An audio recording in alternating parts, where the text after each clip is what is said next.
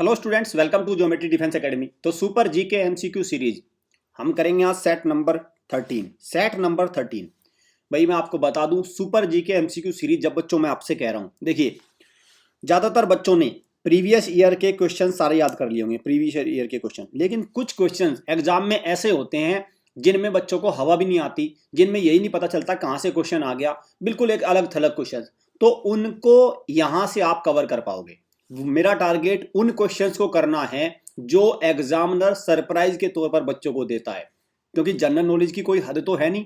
ठीक है, previous year questions आपने याद कर लिए। लेट अस सपोज कोई राष्ट्र मिलिट्री स्कूल का एग्जाम है तो लगभग 25 से 30 क्वेश्चन तो प्रीवियस ईयर आते हैं, लेकिन 20 क्वेश्चन अलग आते हैं, बिल्कुल 20 क्वेश्चन अलग आते हैं। उनका क्या, उनकी जिम्मेदारी मैं लेता हूं आपको। डोंट वरी, ये सुपर जी के एमसीक्यू सीरीज देख के जाना, वो 20 क्वेश्चन यहां से आएंगे। मिलिट्री स्कूल कक्षा 6 कक्षा 9 जिसकी एग्जाम डेट 17 दिसंबर को है। सैनिक स्कूल 21 जनवरी को एग्जाम डेट है कक्षा 6 9, और यूपी सैनिक स्कूल का 24 दिसंबर को एग्जाम डेट है। बिल्कुल सब इन जितने भी ये स्कूल एंट्रेंस टेस्ट है तीनों, इनकी एग्जाम अब 1 से 1.5 महीने बाद है, 1 महीने के अंदर मान के चलिए। तो ऐसे में 2 पोर्शन में एग्जाम होता है, एक तो प्रीवियस ईयर से आते हैं क्वेश्चन, प्रीवियस ईयर से, और एक आते हैं अलग। तो प्रीवियस ईयर से तकरीबन 30 और 20 क्वेश्चन अलग आते हैं। तो वो 20 क्वेश्चन मेरा टारगेट है उन 20 क्वेश्चन को कैप्चर करना, 20 क्वेश्चंस बच्चों को कराना, सो दैट, क्योंकि ये 30 तो उन्होंने कर लिए, वो कर लेंगे 30 क्वेश्चन तो कर भी रहे हैं वो, लेकिन दिक्कत आती है इन 20 क्वेश्चंस की। तो तब सो दैट उनका जाके जनरल नॉलेज का स्कोर बेहतर हो पाए। देखो एंट्रेंस टेस्ट में बच्चों एक बात ध्यान रखना, जितना कर लो उतना ही कम। तो बस एंट्रेंस टेस्ट निकालने वाले बच्चे में और नहीं निकालने वाले बच्चे में एक अंतर होता है। एक बच्चा रणनीति के थ्रू तैयारी करता है, सटीक सटीक पढ़ता है, इधर उधर की चीजें नहीं देखता। तो ऐसे में ही स्टडी किट है, वीडियो कोर्स है, लाइव क्लास को मैं कहूंगा कि अब तो बहुत कम समय रह गया मिलिट्री स्कूल के खासकर और यूपी सैनिक स्कूल में, लेकिन वीडियो कोर्स के लिए प्रॉपर समय है।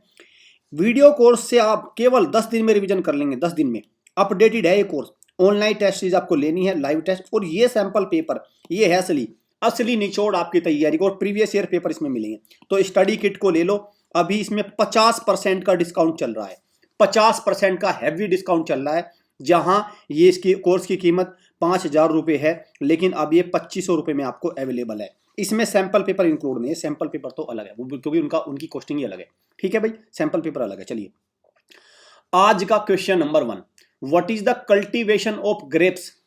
अंगूर की खेती को क्या कहा जाता है? तो अंगूर की खेती को बोला जाता है भाई क्या, आपका विटीकल्चर। राइट आंसर क्या है? विटीकल्चर। ठीक है, विटीकल्चर। साथ में ध्यान रखना ये बहुत आता है पिशीकल्चर, इसमें क्या बोलता है? रियरिंग ऑफ फिश,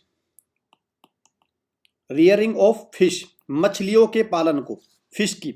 हॉर्टिकल्चर में क्या होता है भाई? हॉर्टिकल्चर में आपका वेजिटेबल फ्रूट्स, इनकी कल्टीवेशन को बोलते हैं वेजिटेबल्स फ्रूट्स, इनके कल्टीवेशन को।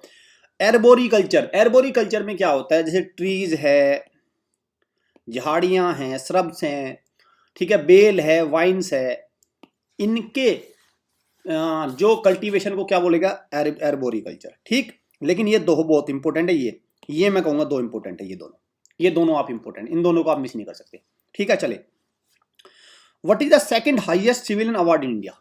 देखो भारत में बहुत तरह के अवार्ड है, स्पोर्ट्स के अवार्ड अलग है, आपका लिटरेचर के अलग है, आपका गैलेंट्री अवार्ड्स अलग है। ठीक, और तो जो इनमें अवार्ड्स है, जो सिविलियन अवार्ड है, उनमें हाईएस्ट कौन सा है, सेकंड हाईएस्ट कौन सा? यहाँ पे पूछा सेकंड हाईएस्ट। ठीक, सेकंड हाईएस्ट, तो सेकंड हाईएस्ट कौन सा हो गया भाई? पद्म विभूषण।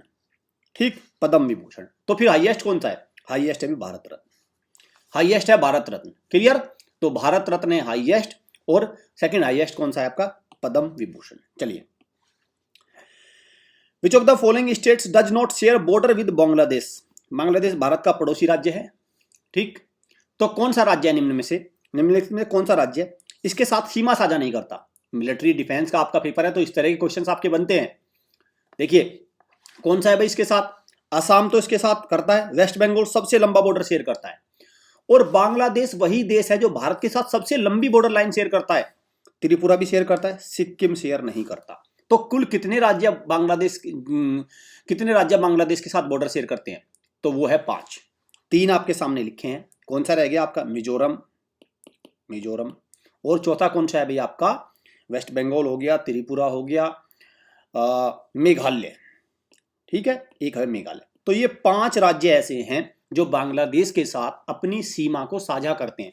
सिक्किम नहीं करता है, और बांग्लादेश वही कंट्री है जो भारत के साथ सबसे लंबी सीमा रेखा को बनाता है। उसके 4096 किलोमीटर लगभग, ठीक, वो सीमा रेखा है जो बांग्लादेश भारत के साथ शेयर करता है। ठीक है, क्लियर होगी बात। चलिए नेक्स्ट क्वेश्चन की तरफ बढ़ते हैं। एक इंस्ट्रूमेंट है एनीमोमीटर। एनीमोमीटर एक उपकरण है, इसका क्या उपयोग है, किस लिए यूज होता है एनीमोमीटर? साउंड की गति को नापने के लिए, स्पीड ऑफ विंड को, स्पीड ऑफ लाइट को, स्पीड ऑफ व्हीकल को, किसको? देखिए भाई, ये इसका राइट आंसर क्या होगा, ये वाला ऑप्शन नंबर बी। विंड की स्पीड और इसकी डायरेक्शन, विंड की स्पीड और इसकी डायरेक्शन, इसको मेजर करने के लिए है आपका एनीमोमीटर। और ध्यान रखना बच्चों, इस एनीमोमीटर में भी दो तरह के एनीमोमीटर होते हैं, एक तो होता है वेन और एक होता है कप। जो कप है, इससे ये कप एनीमोमीटर, इससे तो सिर्फ केवल है आपकी स्पीड नपेगी, लेकिन वेन वाला क्या है, वो डायरेक्शन भी नाप लेता है, डायरेक्शन भी नाप लेता है। ठीक है, वेन एनीमोमीटर और कप एनीमोमीटर। साथ में अगर बात करें स्पीड ऑफ व्हीकल, तो वो तो स्पीडोमीटर है, स्पीडोमीटर। लेकिन अगर distance covered by a vehicle, कोई वाहन कितनी डिस्टेंस कवर करता है, उसको कैसे नापेंगे? ओडोमीटर। ये बहुत आता है एग्जाम में। ठीक है, ओडोमीटर, ध्यान रखना, ओडोमीटर। क्लियर? चलिए, विश्व का एकमात्र तैरता हुआ राष्ट्रीय उद्यान किस झील पर स्थित है? World's only floating national park किस लेक पर, किस झील पर बना है? तो कौन सी झील है? बात कर रहा हूं मैं मणिपुर राज्य की, जिसमें कौन सी, भाई मणिपुर राज्य के लिए कौन सी धारा लागू होती है? 371। ठीक है, एबीसी पार्ट है 371C, ये है मणिपुर के लिए। तो राष्ट्रीय उद्यान किसमें है, वो किस पे बना है तैरता हुआ? लोकटक झील पे, लोकटक झील। और क्या नाम है उस राष्ट्रीय उद्यान का? उसका नाम है Keibul Lamjao national park. Keibul Lamjao, LAM, Lamjao national park. ठीक है, क्लियर? साथ में आपको ध्यान रखना है कि भारत की सबके साल्टिएस्ट लेक कौन सी है? देखो वर्ड है साल्टिएस्ट, तो कौन सी है? सांबर, ये राजस्थान में है। और ब्रैकिश वाटर लेक, मतलब साल्टिएस्ट और ब्रैकिश में क्या, इसमें नमक की कंसंट्रेशन कम है, इसमें ज्यादा है बस। ठीक है, ब्रैकिश वाटर लेक, तो वो जगह चिल्का कहां पे है? ओडिशा में। और ये कहां पे है? राजस्थान में। ठीक है, वुलर लेक कहां है? जम्मू एंड कश्मीर में। और लोकटक कहां है आपका? मणिपुर में। ठीक, चलें आगे। First Indian governor general of independent India, ध्यान से पढ़ना, स्वतंत्र भारत के पहले भारतीय लिखा है, भारतीय गवर्नर जनरल, तो इंडियन पूछा है, इंडियन। देखो, जब भारत आजाद हुआ 1947 में, तो गवर्नर जनरल कौन बने? Lord Mountbatten. है क्या इसमें? नहीं। ठीक है, लॉर्ड माउंटबेटन बने। लॉर्ड माउंटबेटन क्या थी? जो आखिरी गवर्नर जनरल। लेकिन उसके बाद इंडियन का नंबर है ना, तो इंडियन में कौन है? राजगोपालाचारी। और ये आखिरी थे, पहले भी थे भारतीय और आखिरी भी यही थे, इसके बाद में ये पोस्ट ही खत्म हो गई। लॉर्ड कर्जन कौन है? इनके समय पे हुआ बंगाल विभाजन। विलियम बेंटिक कौन है? इन्होंने सती प्रथा का नष्ट किया, विरोध किया। डलहौजी का तो आपको पता ही है, डलहौजी का क्या है? रेलवे इनके टाइम पे आ चली, टेलीग्राफ और पोस्टल सर्विस। ठीक, और इन्होंने किसका? डॉक्ट्राइन ऑफ लैप्स, हड़पने की नीति। ठीक है, किसी भी राजा का बच्चा अगर मेल नहीं है तो उसकी संपत्ति अंग्रेजों की हो जाएगी, इसको बोलते हैं डॉक्ट्राइन ऑफ लैप्स, हड़पने की नीति। तो ये लेके आए थे लॉर्ड डलहौजी। क्लियर? तो राइट आंसर, इसका आंसर क्या होगा भाई? सी, राजगोपालाचारी। अगर ये क्वेश्चन होता first governor general of independent India, Indian हटा दे इसमें, तो लॉर्ड माउंटबेटन हो जाएगा इसका आंसर। ठीक है, अगर इसमें से ये वर्ड हटा दूं इंडियन, ठीक है, तो इसमें हो जाएगा लॉर्ड माउंटबेटन। ये ध्यान रखना बस। ठीक है, चले। देखो, बहुत सारे बच्चे पढ़ने के लिए जाते हैं अलग अलग एकेडमी में। आजकल एक खेल हो गया है। क्या खेल? 1000-2000 बच्चे ले लो, उसमें से टॉप 50 निकाल लो, उनका सिलेक्शन कर दो, वहां से तो आ जाएगा रिजल्ट, और जो ये 950 है ये देंगे पैसे। इससे हमारा रिजल्ट भी बेहतर हो गया और पैसे भी आ गए। लेकिन एक एकेडमी ऐसी है जो ये कहती है कि भाई जो भी बच्चे हमारे पास आएंगे 90% से ज्यादा उनका हम सिलेक्शन देंगे। लेट अस सपोज इस बार का सेशन जो है हमारा 100 बच्चे आएंगे यहाँ पे, 70 + 30, तो इन 70 में से कम 63 बच्चों का हम सिलेक्शन देंगे करा के यूपी सैनिक स्कूल में, मिलिट्री स्कूल में, सरकारी सैनिक स्कूल में, और इन 30 में से हम देंगे तो आपका 27 बच्चों का सिलेक्शन करा के, मतलब हम इन 100 में से टोटल 90 बच्चों को सिलेक्शन करा के देंगे। 10 बच्चे वो क्यों सेलेक्ट नहीं होंगे? 10 बच्चों की मैं क्यों हानि कर रहा हूँ? क्योंकि 10 बच्चे वो अपनी वजह से सिलेक्ट नहीं होंगे, उनको छुट्टी चाहिए होती है, उनको वो बार बार बीमार हो जाते हैं, कोई भी कारण उनके बहाने, उनके फेस्टिवल ही खत्म नहीं होते, उनके बर्थडे ही खत्म नहीं होते, तो भाई उसमें बच्चा ही सीरियस ना हो तो मैं कहता नहीं तो हमारी एकेडमी का 100% रिजल्ट है, 100% रिजल्ट है। ठीक, और आपको भी सावधान रहना है। आप भी क्या करते हैं बच्चों, पेरेंट्स क्या करते हैं, अरे देखा उस एकेडमी में रिजल्ट आ रहा है, उसमें अच्छे रिजल्ट, सिलेक्शन अच्छे हो रहे हैं। अरे सिलेक्शन तो आपने देख लिया, किसी एकेडमी मान के चलो 40 सिलेक्शन हो रहे हैं, भाई 40 सिलेक्शन में ये देखो जो कितने बच्चों में से पता चला 2000 में से 40 हो रहे हैं, क्या मतलब है, क्या बकवास है ये तो कोई रिजल्ट ही नहीं हुआ। ये 40 बच्चे अपने उससे सेलेक्ट हुए हैं, ध्यान रखना भाई। 2000 में से मेरा मानना बच्चा ये है, जिस एकेडमी में 2000 बच्चे हैं उसमें कम से कम होने चाहिए 1500 बच्चों का सिलेक्शन, 1500 बच्चों का सिलेक्शन होना चाहिए कम से कम, बल्कि ज्यादा 75% रिजल्ट होना चाहिए। लेकिन ऐसा जनरली नहीं होता, क्योंकि बस यही है, भीड़ में से अपने आप बच्चे कुछ निकल जाते हैं, कुछ बच्चे खुद से मेहनती होते हैं, उनका सिलेक्शन हो जाता है।